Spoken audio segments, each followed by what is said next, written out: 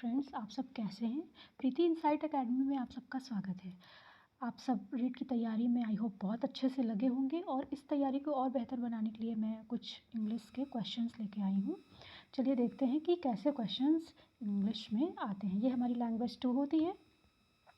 तो पहला क्वेश्चन है, the challenge of environment refers to acquisition poor, यानी कि हमारी भाषा के अर्जन को पर्यावरण कैसे एक चैलेंज की तरह हो जाता है, कैसे पुअर बना देता है लैंग्वेज एक्विजिशन को। तो इसमें पहला ऑप्शन हमारा दिया है लर्नर्स लर्निंग ऑफ लिटरेचर, यानी कि अगर कोई भी बच्चा अगर लिटरेचर पढ़ रहा है इससे तो उसकी भाषा अच्छी होनी चाहिए। दूसरा ऑप्शन है poor study habit. Study habit से लैंग्वेज एक्विजिशन का बहुत ज़्यादा रिलेशन होता नहीं है, क्योंकि जब छोटा बच्चा होता है वो भी बिना पढ़ाई के भी भाषा सीख जाता है, क्योंकि उसको ऐसा इन्वायरमेंट मिलता है, वो हमें देख देख के सीख जाता है। पॉल्यूशन इन इंग्लिश लैंग्वेज, नहीं, ये भी ऑप्शन हमें सही नहीं लगता है। पॉल्यूशन इन इंग्लिश लैंग्वेज का कोई मतलब नहीं। और इसका आते हैं, हम देखते हैं डी कहता है limitation of learning English language in classroom.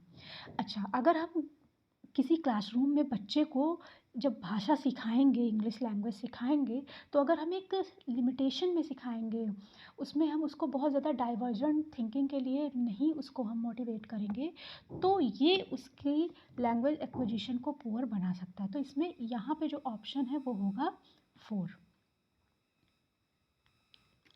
आगे बढ़ते हैं, क्वेश्चन नंबर 2 हम देखते हैं।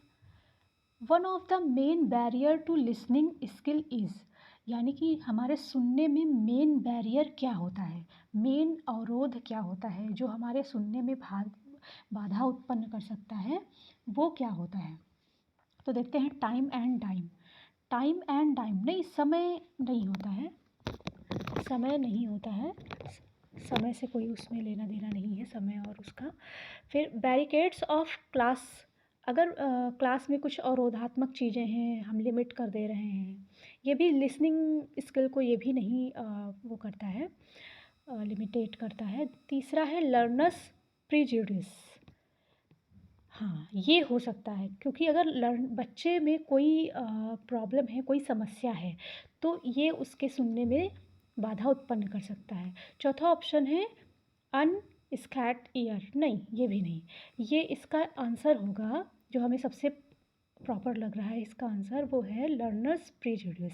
ठीक है, तो ये इसका ऑप्शन नंबर सी जो है इसका आंसर हो जाएगा। फिर आते देखते हैं क्वेश्चन नंबर 3।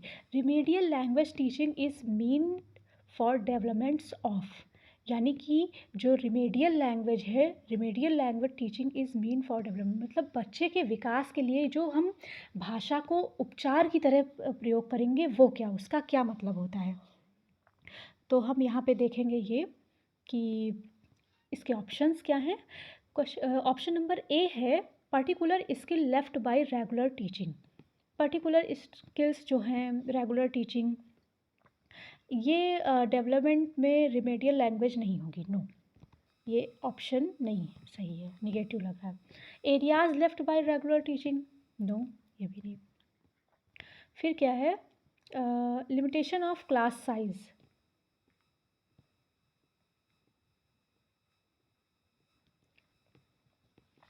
तो लिमिटेशन ऑफ क्लास साइज़ ये भी नहीं है। देखो, अकेले इसमें ऑप्शन ए भी नहीं हो सकता, particular skills left by regular teaching. तो अगर हम पर्टिकुलर स्किल्स को रेगुलर टीचिंग में यूज़ करेंगे, तो वो हमारे बच्चे की जो रिमेडियल लैंग्वेज टीचिंग है उसको बच्चे के डेवलपमेंट में वो हेल्प करेगा। और दूसरा भी areas left by regular teaching, यानी कि हम कौन कौन से क्षेत्रों में यूज़ कर रहे हैं, तो इन दोनों को ही ऑप्शन मिला के इसका आंसर नंबर डी हो जाएगा, यानी कि ये दोनों ही हमारे डेवलपमेंट के लिए बच्चे के लिए सही हैं। ठीक है, हम आगे बढ़ते हैं, क्वेश्चन नंबर 4 पे जाते हैं। Remedial work for spoken English, यानी कि स्पोकन इंग्लिश के लिए क्या इन्वॉल्व है, क्या रिमेडियल वर्क हो सकता है। ठीक है, तो हम इसके ऑप्शंस पे आते हैं। ड्रिल एंड स्टडीइंग, मतलब बहुत पढ़ना और अभ्यास करना, नहीं, ये रिमेडियल वर्क इंग्लिश बोलने के लिए नहीं हो सकता है।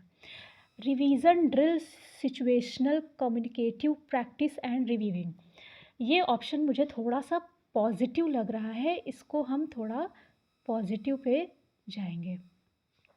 फिर दूसरे पे जाते हैं, गोइंग थ्रू सिचुएशनल प्रैक्टिस। सिर्फ हमें प्रैक्टिस करके भी भाषा नहीं आ जाएगी, रिमेडियल वर्क नहीं होगा वो। Revision and practice, no. इसका ऑप्शन नंबर जो बी है वो प्रॉपर सही है। क्यों? क्योंकि हम इसको रिवीजन करेंगे, ड्रिल करेंगे, फिर सिचुएशनल कम्युनिकेटिव प्रैक्टिस कराएंगे, बच्चों से बात करेंगे, इंटरेक्ट करेंगे इंग्लिश में, तब वो रिमेडियल वर्क हो सकता है। तो इसका जो आंसर नंबर वो बी है, ऑप्शन नंबर वही सही है। ठीक है, हम आगे बढ़ते हैं, क्वेश्चन नंबर 5 पे जाते हैं। Communicative approach to evaluation emphasise. ये जो कम्युनिकेटिव अप्रोच होता है, यानी कि जब बच्चे से हम इंटरेक्ट करते हैं, कम्युनिकेशन करते हैं, उस अप्रोच को कैसे इवैल्यूएट किया जा सकता है। ठीक है, तो इसमें हम ऑप्शंस को देखेंगे। ऑप्शन नंबर ये है, importance of meaning of utterances rather than form and structure. ठीक है, कि हम मीनिंग को कैसे स्ट्रक्चर में फ्रेम करके बता रहे हैं। फिर importance of form and instruction, नहीं है, सिर्फ यही नहीं होगा। इम्पॉर्टेंस ऑफ इवैल्यूएशन, नहीं, इवैल्यूएट करके भी हम सिर्फ कम्युनिकेटिव अप्रोच को नहीं पता लगा पाते कि ये कितना सही गया है। Importance of learner, no. इसका जो ऑप्शन नंबर ए है वो सही हो जाएगा। इम्पॉर्टेंस ऑफ मीनिंग, यानी कि जो हम बोल रहे हैं उसका कुछ अर्थ भी होना चाहिए। ठीक है, तो इसका ऑप्शन नंबर ए हो जाएगा। क्वेश्चन नंबर 6 देखते हैं हम। The integral approach of language testing involves testing of. जो इंटीग्रल अप्रोच होता है, यानी कि हम किसी भाषा के जब हम पूरे अप्रोच को जब हम टेस्ट करते हैं तो उसमें क्या आएगा। प्राइमरी, ऑप्शन नंबर ए है primary language. Option number B है सेकेंडरी लैंग्वेज होना चाहिए। ये टाइपिंग मिस्टेक है, इसको सही कर लीजिएगा, यहाँ पे होगा secondary.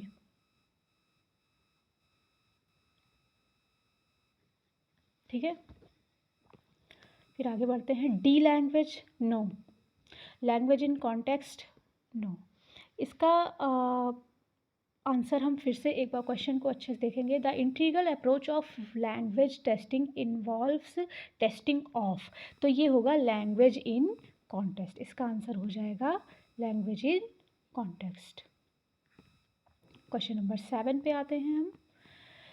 Elective approach to evaluation takes account of. Elective approach क्या होता है, यानी कि अगर हम किसी एक प्रॉपर अप्रोच को हम लेते हैं इवैल्यूएशन के लिए तो उसका क्या मतलब होगा। Approach to class, option number A. Option number B है communicative approach, no. Option number C है स्ट्रक्चरल अप्रोच, और ऑप्शन नंबर डी है combination of communicative approach, integrative approach and structural approach. यानी कि अगर हम तीनों को मिला के इस अप्रोच को यूज़ करेंगे तो ये हमारा इवैल्यूएशन सही होगा। इलेक्टिव अप्रोच को जब हम यूज़ करेंगे तो उसमें हम तीनों को ही यूज़ करेंगे, कम्युनिकेटिव, स्ट्रक्चरल और इंटीग्रेटिव। तो ऑप्शन नंबर यहाँ पे हमारा डी सही हो जाएगा। अब आगे हम आते हैं क्वेश्चन नंबर 8 पे। Remedial teaching should be carried out on. जो रिमेडियल टीचिंग है, यानी कि हम जब किसी बच्चे को रिमेडियल टीचिंग के थ्रू उसको हम सिखा रहे हैं, उसका डेवलपमेंट रिमेडियल टीचिंग के थ्रू हो रहा है, तो वो कैसी होनी चाहिए और उसके साथ हमें क्या क्या लेके चलना चाहिए। ठीक है, तो इसमें है identification of senior learners. Senior learners को दिखा के तो हम नहीं बच्चों को रिमेडियल टीचिंग करा सकते हैं कि हाँ वो देखो ऐसे हैं, उनको दिखा दिया कि तुम भी ऐसे करो, नो, ये कोई पॉजिटिव ऑप्शंस नहीं है। Option number B identification of early learners, no. छोटे बच्चों को दिखा दिया, अरे इसने तो बहुत जल्दी। हम कभी भी बच्चों को कंपेयर नहीं करेंगे। कंपेयर जो होता है वो एक निगेटिव चीज़ होता है, बच्चे के डेवलपमेंट में निगेटिव रोल प्ले करता है। क्वेश्चन नंबर सी देखेंगे, identification of late learners, no. हमने क्या कहा, कंपैरिजन हमको करना ही नहीं, वो चाहे लेट हो, अर्ली हो, सीनियर हो, वॉट एवर वॉट दैट। हमें identification of melody on language, हाँ, हम अपनी भाषा के पहचान के बारे में बचा के बच्चों को सिखा सकते हैं कि हमें कैसे बोलना है, कैसे कैसे भाषा को यूज़ करना है। तो ये एक पॉजिटिव ऑप्शन है, ठीक है।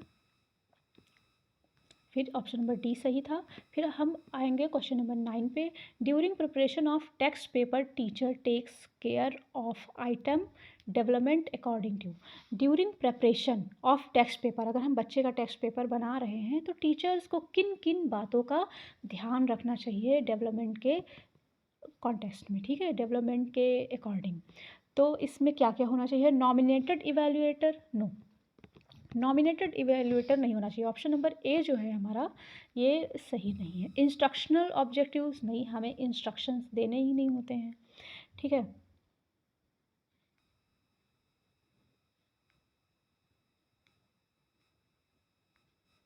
इसमें हम पहले सारे ऑप्शंस को देखेंगे फिर आंसर को बताएंगे, ठीक है। तो इसमें ऑप्शन नंबर बी हमने देखा इंस्ट्रक्शनल ऑब्जेक्टिव। चलिए बाकी ऑप्शंस को भी पहले देख लेते हैं। Number 2 copies to be distributed, यानी कि जो नंबर है उसको हम कैसे बांट दिए बच्चों में, नहीं, ये भी नहीं सही लग रहा मुझे। तो ऑप्शन नंबर डी देखेंगे, सीटिंग अरेंजमेंट। सीटिंग अरेंजमेंट का तो इसमें कोई वही नहीं बैठता है during preparation of text paper की, हाँ हम ये डाल दे रहे हैं।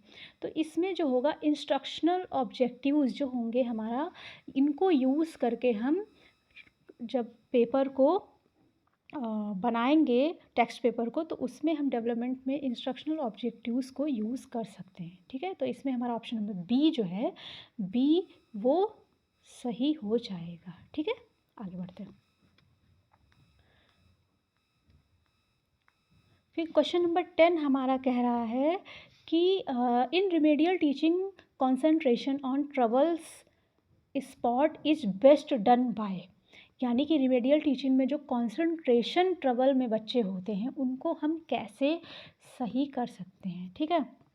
तो अरेंजिंग इंटेंसिव प्रैक्टिस, बहुत ज़्यादा इंटेंस प्रैक्टिस करा के, ओके। ऑप्शन नंबर बी है अरेंजिंग मेडिसिन, नहीं, सिर्फ मेडिसिन देने से रिमेडियल टीचिंग जो है कॉन्सेंट्रेशन में फिट नहीं बैठेगी। फिर अरेंजिंग ट्रबल, अरेंजिंग और ट्रबल में बच्चा ऑलरेडी है और हम और ट्रबल डाले दे रहे हैं तो बच्चे पे निगेटिव इम्पैक्ट डालेगा। Option number D arranging bubble spot, no, bubble spot करके भी नहीं। इसका जो ऑप्शन नंबर ए है वो हमें सही लग रहा है कि अरेंजिंग इंटेंसिव प्रैक्टिसेस, हम बहुत सारी प्रैक्टिस करा के बच्चे को रिमेडिंग टीचिंग में हेल्प कर सकते हैं, ठीक है। तो इसका ऑप्शन नंबर जो है ए, इट इज़ राइट ऑप्शन। फिर आएंगे हम क्वेश्चन नंबर 11 पे। क्वेश्चन नंबर 11 हमारा एक है पैराग्राफ, ठीक है। उस पैराग्राफ को हम अच्छे से रीड करेंगे। वैसे टाइम को बचाने के लिए हमें करना ये चाहिए कि पहले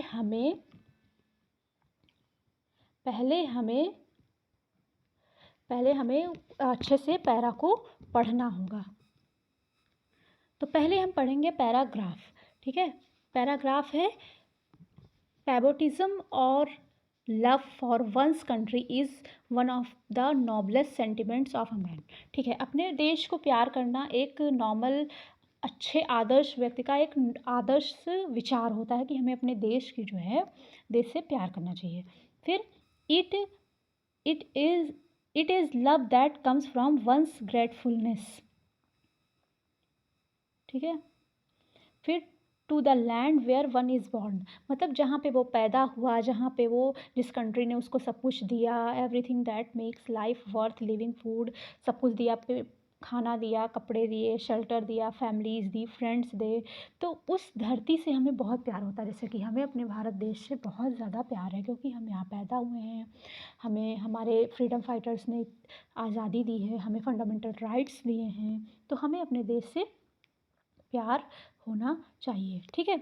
फिर उसके बाद है और in other words it is our country that give us all that we enjoy and all that makes man's life different from and richer than that of all the animals, यानी कि हम मानव हैं, हम सबसे सभ्य जानवर माने जाते हैं। हम भी एक एनिमल में ही आते हैं, अगर हम जूलॉजी पढ़ते हैं तो हमें भी एनिमल में ही डिस्ट्रीब्यूट किया गया है, बट हम सबसे लिटरेट एनिमल हैं, हम मानव हैं, हम पढ़े लिखे हैं, सभ्य हैं।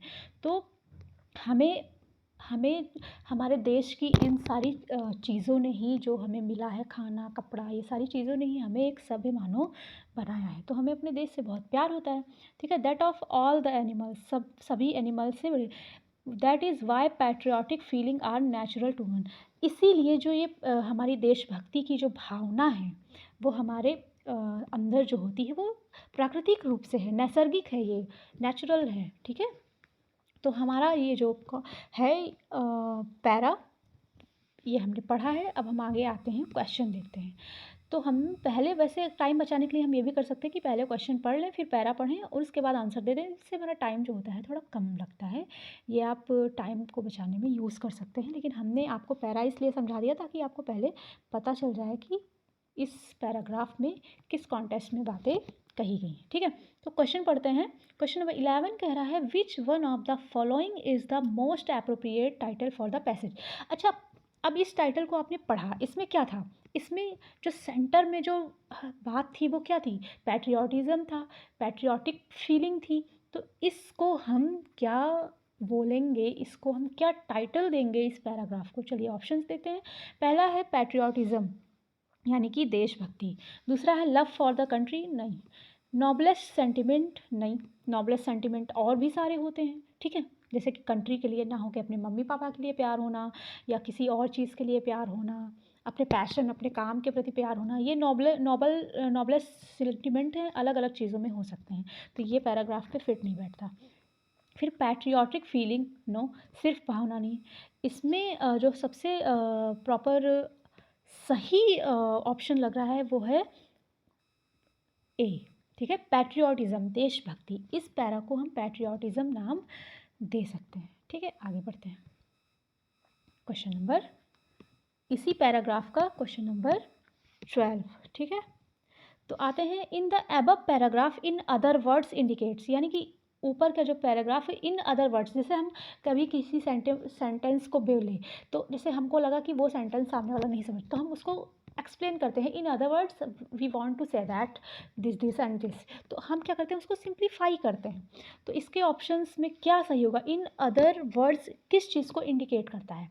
तो question number, option number A है एम्फेसिस। एम्फेसिस नहीं होगा, ठीक है। रीफॉर्मुलेशन, रीफॉर्मुलेशन भी होगा। सीक्वेंस, अब हमको यहाँ पे कुछ किसी चीज़ को क्रम में थोड़े लगाना होता है। एडिशन, ऑप्शन नंबर डी जो है वो कह रहा है एडिशन, यानी कि इन अदर वर्ड्स क्या है भाई? इन अदर वर्ड्स कह के हम उसको अपनी जो फीलिंग्स है, जो हम कहना चाह रहे हैं वो समझा रहे हैं। इसका मतलब जो एडिशन है वो इसका आंसर सही हो जाएगा, क्योंकि ये जो है इन अदर वर्ड्स को इंडिकेट करता है, ठीक है। क्वेश्चन नंबर 13 पे आते हैं। क्वेश्चन नंबर 13 कह रहा है, the captain as well as his soldiers ready to march, यानी कि जो कैप्टन है as well as his soldiers, यानी कि कैप्टन है और उसके जो उसके बटालियन के जो सोल्जर्स हैं। अब देखो यहाँ पे यहाँ हमसे पूछी गई कि यहाँ पे जो हेल्पिंग वर्ब है वो कौन सी होगी? जो हेल्पिंग वर्ब होती है, जब दो एज वेल एज ये आ जाता है, कंजक्शन इसको हम कहते हैं, एज वेल एज, तो ये जो कंजक्शन आता है तो हमें इसके हमें सोल्जर्स के अकॉर्डिंग नहीं यूज़ करना होता है हेल्पिंग वर्ब, जबकि हमें हेल्पिंग वर्ब यूज़ करनी होगी द कैप्टन के अकॉर्डिंग, ठीक है। तो the captain as well as his soldiers dash ready to march, तो इसमें होगा the captain as well as dash ready to march. इसमें ऑप्शन देखते हैं, इज, वर, बी है, सी, सॉरी यहाँ पे ये जो आपके ऑप्शंस हैं थोड़ा सा गलत हो गए हैं, बी एंड सी, ठीक है। ये बी है, ये सी है, माफ़ कीजिएगा, कभी कभी हो जाती है सारी प्रॉब्लम्स, टाइपिंग मिस्टेक्स तो सबसे हो जाती है आई थिंक। फिर डी, डी कह रहा है हैज़, तो हैज़ तो यहाँ पे बिल्कुल नहीं हो सकता, क्योंकि हैज़ जो है वो थर्ड वर्ब की थर्ड फॉर्म में या परफेक्ट टेंसेस में, प्रेजेंट परफेक्ट टेंस में यूज़ होता है। इसमें जो है the captain as well as his soldiers is, यानी कि वो मार्च करने के लिए रेडी हैं। तो यहाँ पे जो इसका ऑप्शन है वो ए सही हो जाएगा, ठीक है। तो ये हो गया हमारा वर्ब वाला क्वेश्चन आ गया इसमें, हेल्पिंग वर्ब। तो क्वेश्चन नंबर 14 कह रहा है, in the above passage the author wants to convey, यानी कि इस पैसेज का जो ऑथर है वो क्या कहना चाह रहा है। ऑप्शन देखेंगे, patriotism is second to any other sentiment. Patriotism जो है वो सेकंड होता है किसी भी सेंटिमेंट में, ये थोड़ा सा निगेटिव लग रहा है। पैट्रियोटिज्म इज़ नॉट नेचुरल, नहीं, पैट्रियोटिज्म तो नेचुरल होता है, क्योंकि हम जहाँ पे रहते हैं, इवन हम अपने घर में जहाँ पैदा होते हैं, बड़े होते हैं, रहते हैं, उस घर में हमें उस घर से कितना लगाव होता है। हम बाहर जाते हैं तो हमें घर आने की जल्दी रहती है। तो फिर यही देश के भी कॉन्टेक्स्ट में हो सकता है कि हाँ, हम अपने देश में जहाँ पैदा हुए, बड़े हुए, वहाँ से हमें बहुत प्यार होता है। तो ऑप्शन नंबर बी गलत है।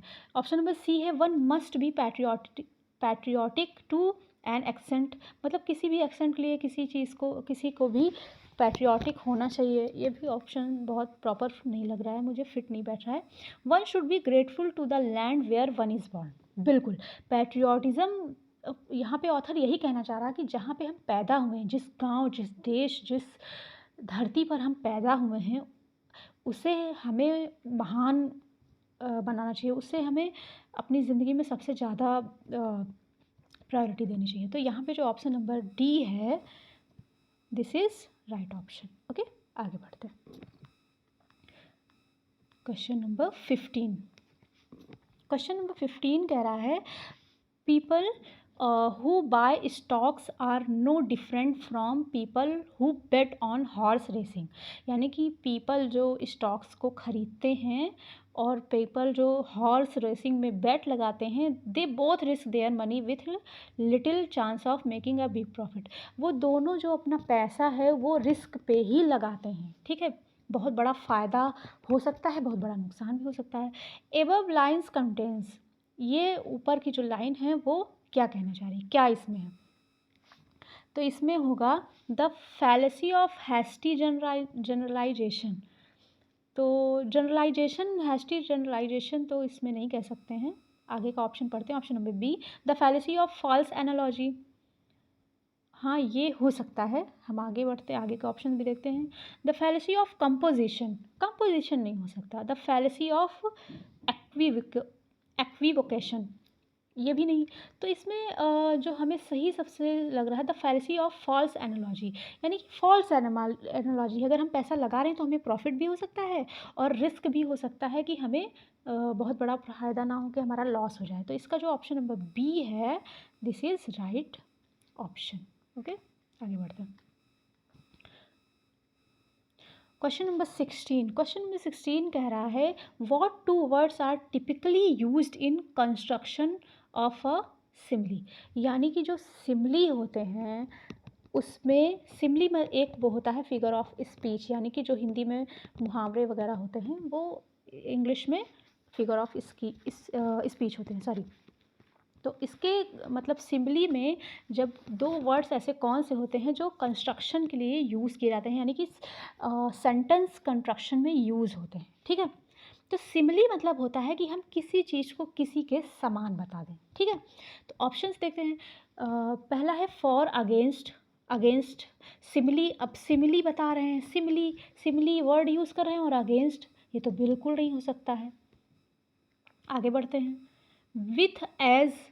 विथ एज भी नहीं होगा, हमें सिमिली मतलब एज वेल एज जैसे कुछ वर्ड यूज़ करने हैं जिसमें हमें दो चीज़ों के बीच समानता बतानी है। लाइक एज, हाँ ये थोड़ा सही लग रहा है। While during, no, while during इसमें हमें जब तब समय के बारे में कुछ बताना है। सिमिली मतलब दो शब्दों के बीच हमें कुछ समानता बतानी है, ठीक है। तो इसमें जो ऑप्शन नंबर सी है, दिस इज़ राइट, कि सिमिली फिगर ऑफ स्पीच में हम ये दो वर्ड्स यूज़ करते हैं। जैसे हम कह सकते हैं she is as fresh as dew, यानी कि वह इतनी फ्रेश है जैसे ड्यू मतलब ओस होती है, ठीक है। ऐसे हम यूज़ करते हैं।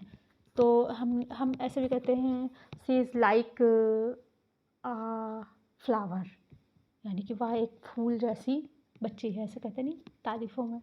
तो ये सिमिली होती है कि हम किसी भी चीज़ की कोई एक समानता किसी चीज़ से बता दें। जैसे कि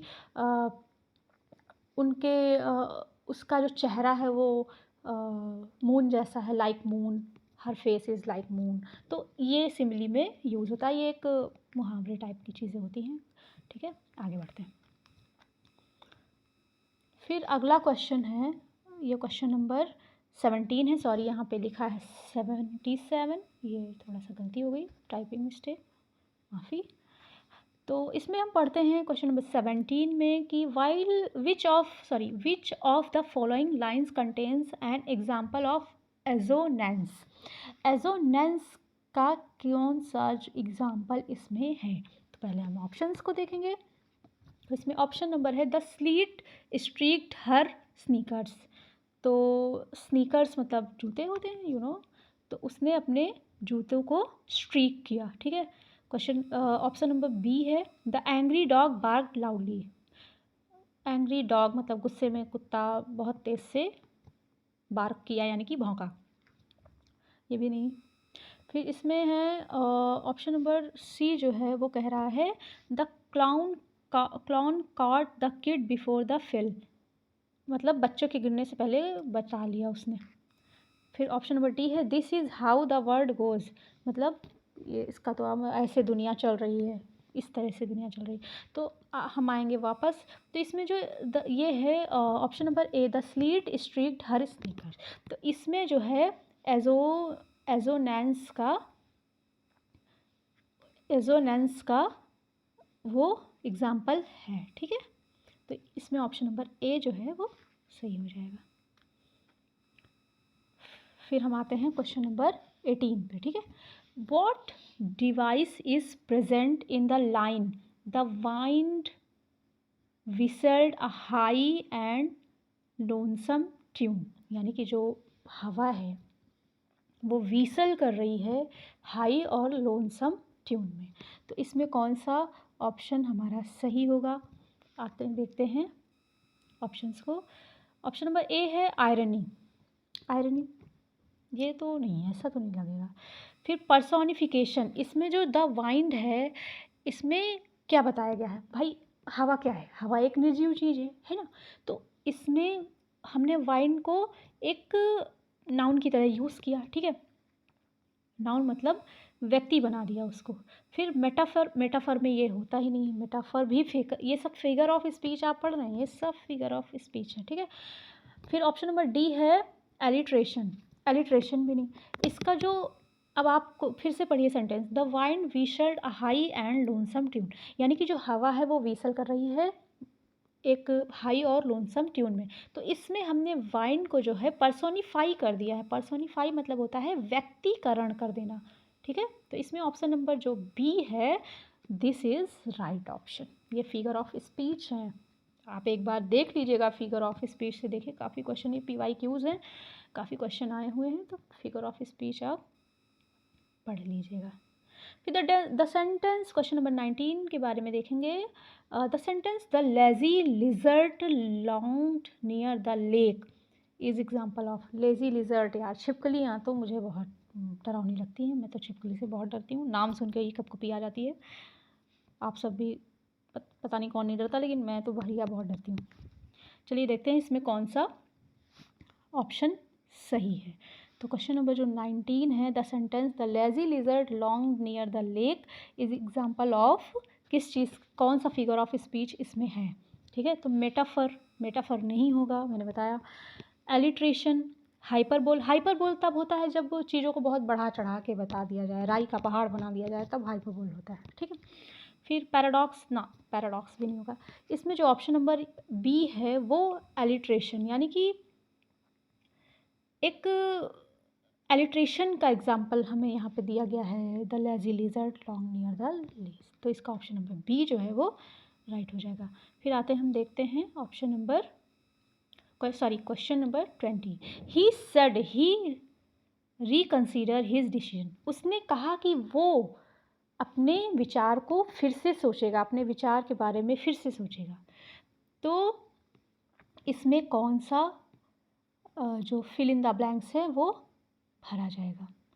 तो इसमें चलिए देखते हैं क्या सही हो सकता है। तो ही सेड ही में फर्स्ट ऑप्शन बिल्कुल नहीं होगा। माइट ये थोड़ा सही लग रहा है। Can, no, could, no. तो इसमें वो कह रहा कि वह अपने विचार के बारे में फिर से सोचेगा, तो ही माइट, मतलब माइट भी, शायद वह अपने विचार के बारे में, अपने डिसीजन के बारे में फिर से सोचे। तो यहाँ पे जो माइट है ये सही हो जाएगा। ओके, आगे बढ़ते हैं। Question number 21, the battery has, अब इसके आगे सेंटेंस को हमें पूरा करना है।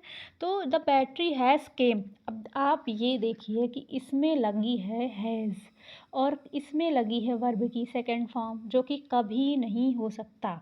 अगर हैज़ है तो हमें हमेशा वर्ब की थर्ड फॉर्म यूज़ करनी होगी।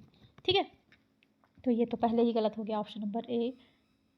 आगे देखते हैं, रन डाउन, नाउ ये भी नहीं सही होगा।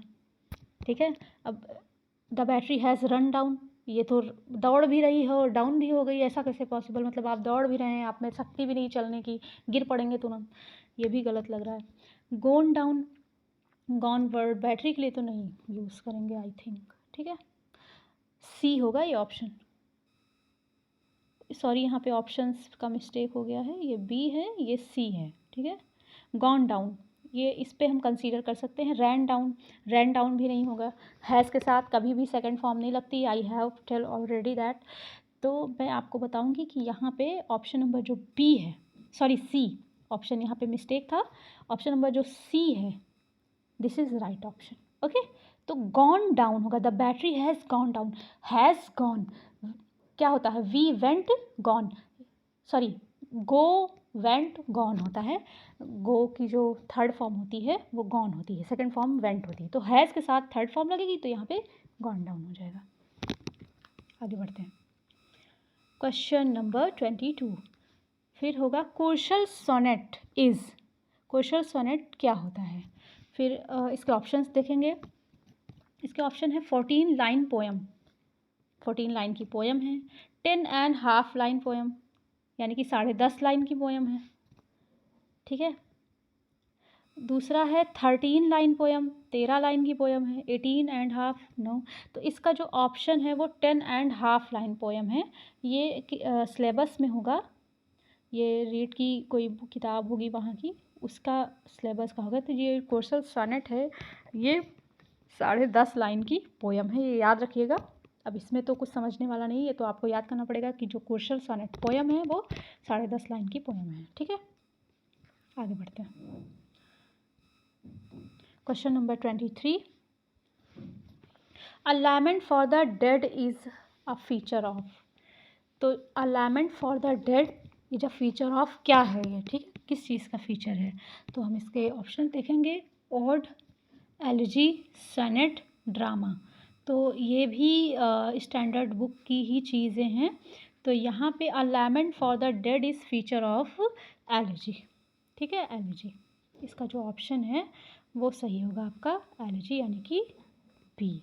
ठीक है, आगे बढ़ते हैं, क्वेश्चन नंबर 24 क्वेश्चन कह रहा है, a fictional prose tale of no specified length but too short to be published as a volume, यानी कि जो फिजिकल प्रोज टेल है वो कोई स्पेसिफाइड लेंथ में नहीं, बट टू शॉर्ट, बहुत छोटी है, to be publish as a volume, यानी कि पब्लिश करने के लिए बहुत छोटी है। तो ये क्या है? जो ये फिक्शनल प्रोज है ये क्या है? देखते हैं, ड्रामा है, नॉवेल है, नॉवेलाज है, शॉर्ट स्टोरी है। तो वो आप सोचो, अगर ड्रामा होगा तो ये पब्लिश हो सकता है, नॉवेल तो पब्लिश करने के लिए बहुत ही अप्रोप्रिएट थिंग होती है, बहुत अच्छे से नॉवेल बहुत सारी पब्लिश होती रहती हैं। और फिर नॉवेलाज नहीं, शॉर्ट स्टोरी जो है वो इतनी छोटी होगी कि आप उसको पब्लिश नहीं कर सकते, यानी कि इसका जो ऑप्शन नंबर डी है this is right. Okay, move on next question, question number 25। Question number 25 करा है, conflict is a feature of, conflict किस चीज़ का फीचर है? Poem, story, drama, novel. तो ये जो कन्फ्लिक्ट है वो किसका फीचर है? तो कन्फ्लिक्ट जो होता है वो हमारे ड्रामा का फीचर होता है, यानी कि जो ड्रामाज होते हैं उसमें कन्फ्लिक्ट का यूज़ होता है। ठीक है, आगे बढ़ते हैं, move on next question, question number 26, identify the word in which the end sound is different from the other, यानी कि ऐसे क्वेश्चन का चयन करें जो और ऑप्शन से अलग है। अब देखो सारे ऑप्शंस को पढ़ते हैं, स्लीप, रीप, टीच, डीप। अब आप सोचिए स्लीप, रीप, लास्ट हमारी राइमिंग बन रही है, स्लीप, रीप, टीच, डीप। अब आप तीनों को पढ़िए, स्लीप, रीप, इसमें पढ़ेंगे स्लीप, रीप, डीप। अब इनमें सब में क्या आ रहा है, पी लास्ट में आ रहा है, लेकिन टीच जो है च, इसमें क्या आ रहा है, च आ रहा है, यानी कि इसका जो वो है साउंड, यानी कि ये अलग आ रहा है। तो इसमें जो ऑप्शन नंबर सी है, this is right, it is different sound. Next, move on, next question.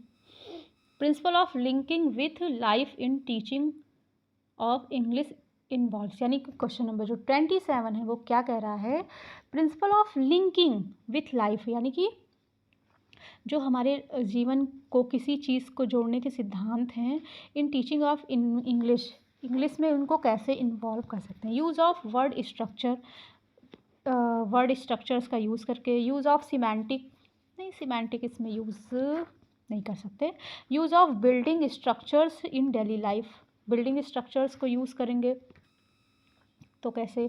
फिर ऑप्शन नंबर डी है, use of graded structure of English language in daily life situation. तो इसमें जो ऑप्शन नंबर डी है, use of graded structure of English language in daily life situation, ये हमारे जो linking, principle of linking with life को है, इसके कॉन्टेक्स्ट में ये फिट बैठेगा। क्वेश्चन नंबर 28 देखते हैं। क्वेश्चन नंबर 28 हमारा क्या कह रहा है, आइए सुनते हैं। इन communicative teaching teacher promote communication bye, यानी जो कम्युनिकेटिव टीचिंग होती है उसमें टीचर कैसे कम्युनिकेशन को प्रमोट करता है। क्रिएटिंग सिचुएशन को क्रिएट करेगा। Teacher stock, option number B कह रहा है टीचर स्टॉक, सिर्फ टीचर स्टॉक रख के तो हम कम्युनिकेशन को नहीं प्रमोट कर सकते हैं, ठीक है। ऑप्शन नंबर सी कह रहा है बाउंडिंग ऑफ अल्फ़ाबेट, ना, ये भी कम्युनिकेटिव अप्रोच के लिए सही नहीं है। क्रिएटिंग नर्वसनेस, बच्चों को नर्वस कर दोगे कैसे वो बोल पाएगा। तो जो इसमें ऑप्शन नंबर ए है, क्रिएटिंग सिचुएशन, यानी कि टीचर ऐसी ऐसी सिचुएशंस बनाएगा जिससे बच्चों से वो कम्युनिकेट कर सके, बच्चों को कम्युनिकेशन स्किल सिखा सके, तो वो ऐसी ऐसी सिचुएशन को बनाएगा, यानी कि ये जो ऑप्शन नंबर ए है दिस इज़ राइट। फिर क्वेश्चन नंबर 20, सॉरी आगे नहीं है, अब हमारा साथ यहीं तक था। आप सबको अगर ये क्लास पसंद आई है तो आप सब लाइक करिए, शेयर करिए और सब्सक्राइब करिए, ठीक है। और ऑल द बेस्ट आपकी प्रिपरेशन के लिए। मिलते हैं अगली क्लास में, बाय बाय।